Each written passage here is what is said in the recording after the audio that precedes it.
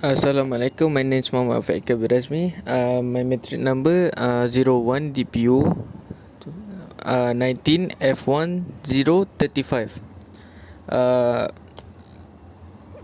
Case study 1. Engineer A does not have an ethical obligation to continue his effort to secure a change in the policy of his employer under this circumstance, or to report his concerns to proper authority, but has an ethical right to do so as a matter of personal conscience.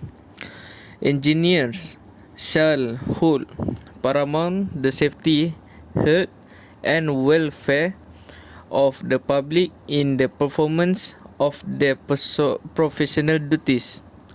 Unjustified expenditure of public funds, the whistleblower may well have to pay the price of loss of employment. From past experience, even if they ultimately prevailed on legal or political grounds, the experience is not to undertaken lightly. For case study 2, as a professional, engineers have the obligation to assume responsibility for professional service performed by them or under the direct personal supervision, depending upon the nature of the work and other requirements. This may include work performed for the benefit of a client, design work, reports, plans, specification, and work prepared by the engineer, which will be submitted to public authority for approval. It was unethical for Sarina to refuse to sign or seal construction documents. It would be ethical for Sarina to request additional compensation after firm A requesting for her to sign a deal. We are concerned by Sarina's professional attitude concerning the firm request that he sign and seal drawing. While we believe Sarina may have legitimately been entitled to a small fee for performing additional professional service for his former employer, and as part of his accountability to his new firm, we are struck by Sarina's refusal to sign and seal the drawing unless paid additional compensation. As we discussed earlier, since Sarina was primarily responsible for the work and had direct control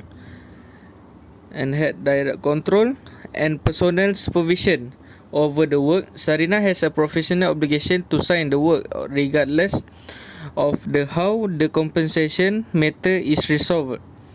It unclear whether competitive pressure between the firms may have been a factor in Sarina's position.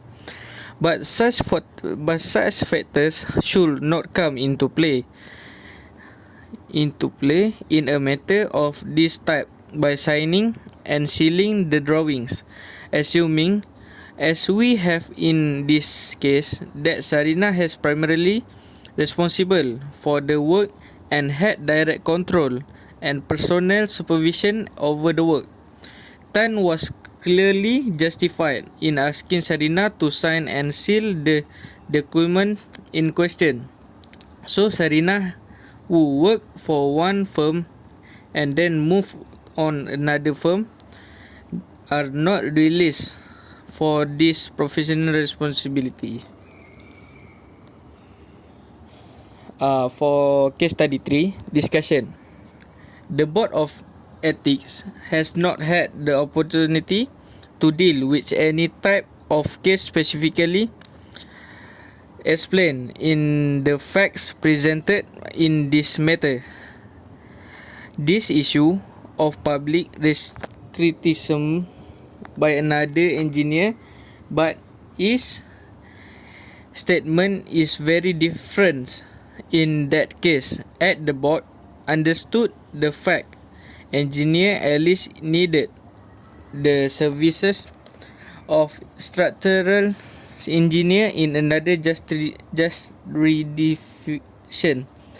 and sought the advice of a college in that jurisdiction, the secretary. This is entirely appropriate and certainly not contrary to the code. While engineer at least communication which the secretary may be an appropriate method of providing feedback, engineer at least should also direct comments about engineer Anna to engineer Anna.